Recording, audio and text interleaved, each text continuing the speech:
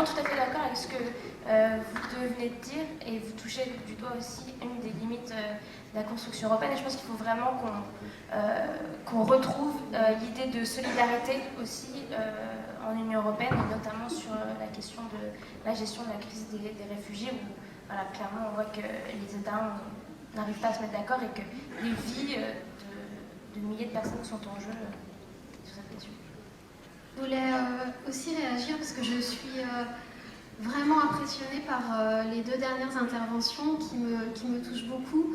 Et je voulais faire le lien avec l'intervention précédente parce que, en fait, vous touchez du doigt quelque chose de très juste, qui est que toutes les choses qui politiquement sont très importantes, c'est-à-dire la monnaie, c'est-à-dire la question des frontières, c'est-à-dire les relations internationales, ces choses-là, justement, elles n'entrent pas dans le processus ordinaire où tous les pays s'expriment à la majorité.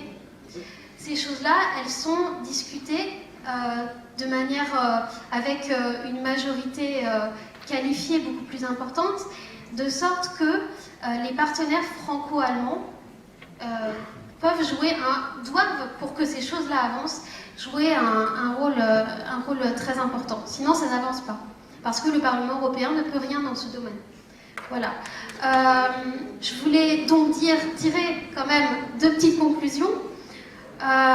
C'est pas du prosélytisme parce que je vous invite pas à voter pour un parti en particulier, simplement attirer votre attention sur deux choses. La première, c'est que vous êtes conscient de l'importance de la France dans l'avenir de l'Europe. Ça veut dire qu'en tant que citoyen français, vous avez aussi comme devoir de vous préoccuper de cela. Quand vous votez, regardez la politique européenne des candidats. La deuxième chose, c'est que vous savez peut-être que l'année prochaine, on aura des élections européennes. Je crois que, si je me souviens bien, la participation des moins de 25 ans était de moins de 30% aux dernières élections, 36%, un peu plus. Donc voilà, donc ça c'est aussi un enjeu.